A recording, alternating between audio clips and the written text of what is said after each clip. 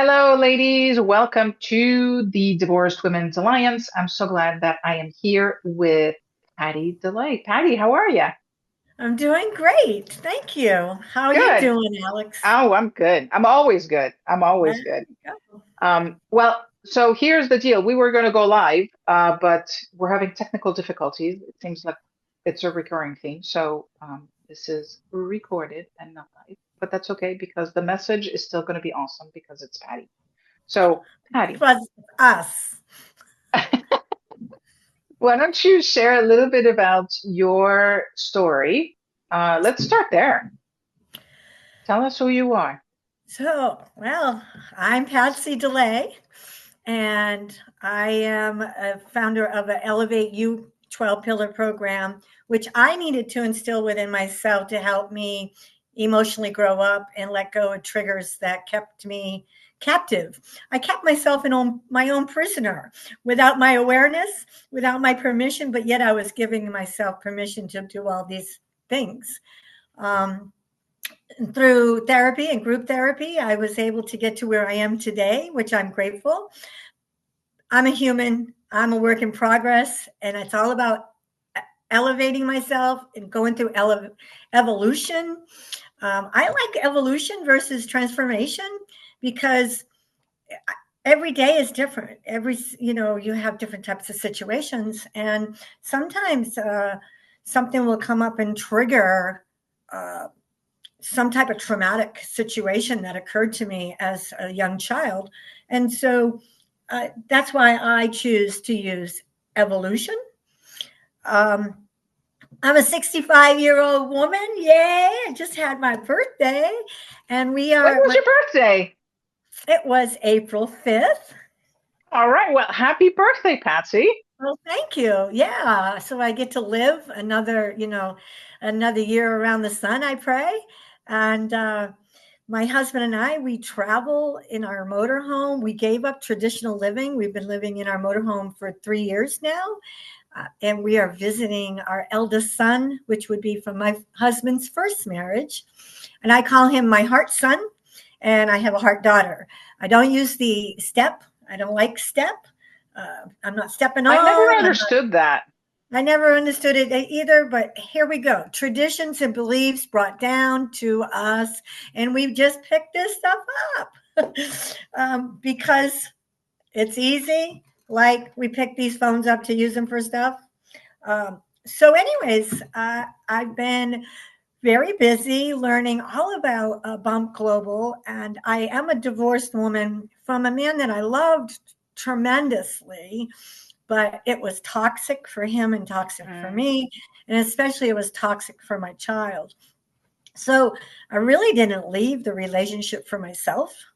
I left it for my son.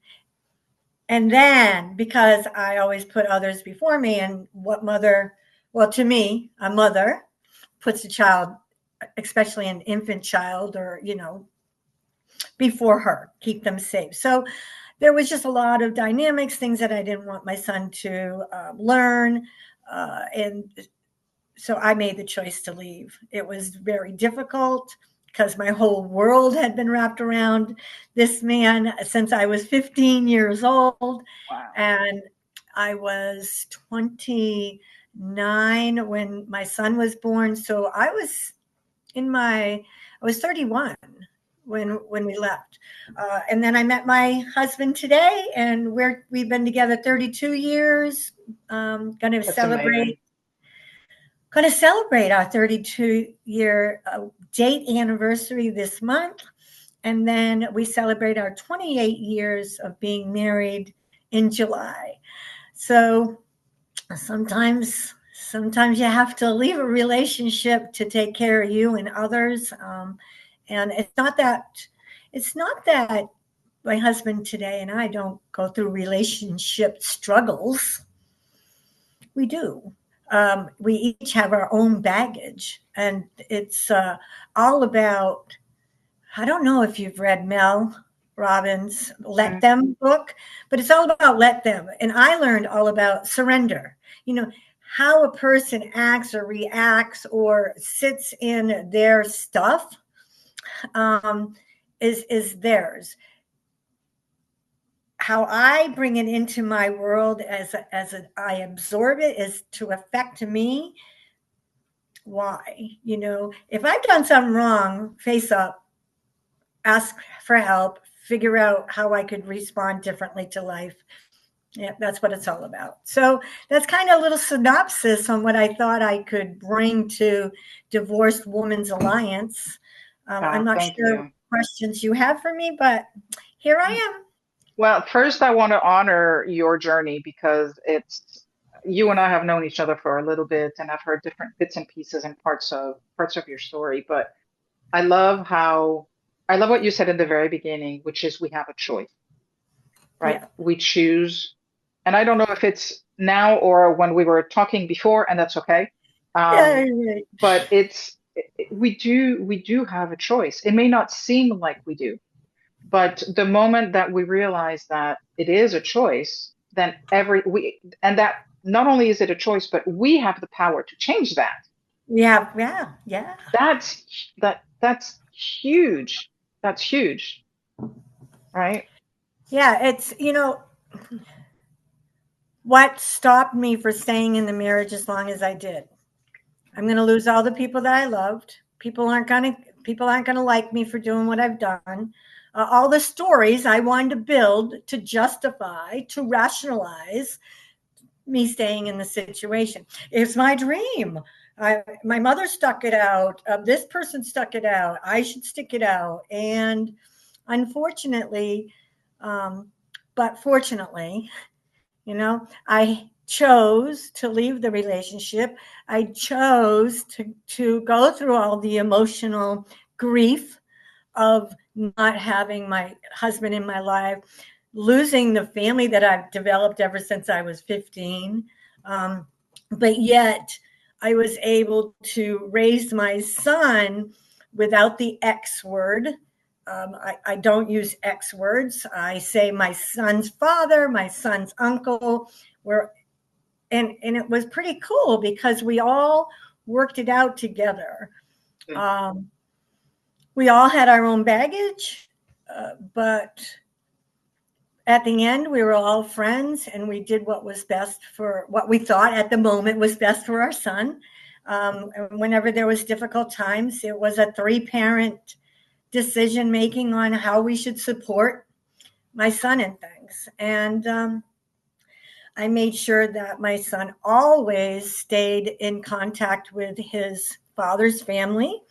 Matter of fact, there was many times that I conditioned that my husband today and I spend a lot of holidays alone because we would have the morning stuff like for Christmas, a morning presents, and then off my son went to his other family's holidays.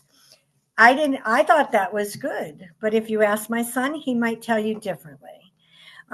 But he always had the closeness with his father's family, and he still has that closeness, and we all do. Matter of Yeah. fact, my husband today and I, when we were in Wyoming, we were visiting my first husband's oldest brother and sister-in-law, nephew and great niece. So, these are choices. And once I love an individual, I love an individual. So it was emotionally, difficult, but I knew I had to do the right thing Yeah. because we Yeah. were both emotionally immature. We didn't know how to handle things, and I can admit that we were not just his Yeah. Yeah. issues. You know, it's important to really take a good look at yourself. And it's interesting that you say that because somebody asked me recently, when did you really know who you were? Mm. And I said to them, because it was that much of a demarcation line for me, I did not know who I was until I got divorced. Yeah, Because well, I had to stand on my own 2 feet, right? For the first time, not being with my parents, um, not being with my former husband. And so it was a completely, and even when I was alone before getting married, I was I was a kid for crying out loud, right?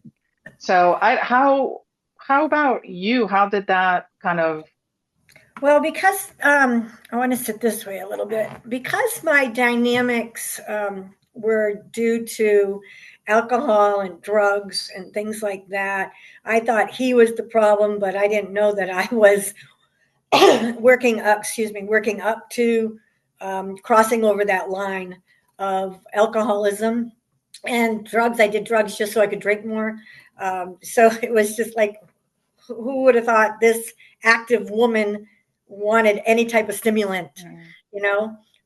So I didn't really recognize a lot about me until I decided that I no longer wanted to do these irrational, immature behavioral acting out. And 14 years ago is when I stepped into getting help. My therapist suggesting I go to some group counseling with other people that have like situations and learn about myself. And when I was ready, I had the light switch on. I wanted to be awakened. I wanted to become my higher self. That was an internal desire. I was tired of beating myself up with blame and shame and remorse and picking up the bat and taking all responsibility for the mess ups. Uh, mm, so I was sitting in a meeting one day and I said, "Oh my God, when was it that I really, truly loved who I was and what I did?" And actually, it brought me right back to high school. And so, what I've been doing is implementing things that really I'm physically able to do, but really enjoyed in life. And so, I started Toastmasters. I started building myself up again. I continued my therapy. Then I got a concussion and I had to really slow world down. And I started running and chasing and helping, solving other people. It's like, put on the cape, Patsy to the rescue. All of that was halted. Thank you, God. And then in Bump Global, we say, thank you, Gus. So I like that too, because it's inclusive for everybody. So that's what I did. And I started building myself up from there. And it was building blocks. I was tearing out what I didn't like coming out of my mouth or coming out of my actions, to what am I going to do differently? How am I going to respond to this differently? And it doesn't mean I'm definitely not perfect. I love a phrase of saying I'm perfectly imperfect. So that's kind of how it was, and that's how it is. And I'm continuing to learn through our Bump Global as a global light. I continue to learn by connecting with other coaches and seeing what they're teaching, and like, well, I could definitely, I'm teaching this, but this is another component that I forgot I even walked through. And so that, and to be able to share it on another person's page, maybe it'll help another. And for me, that's what it's all about. I love, I love to be of service. I love helping people, but I put me first today.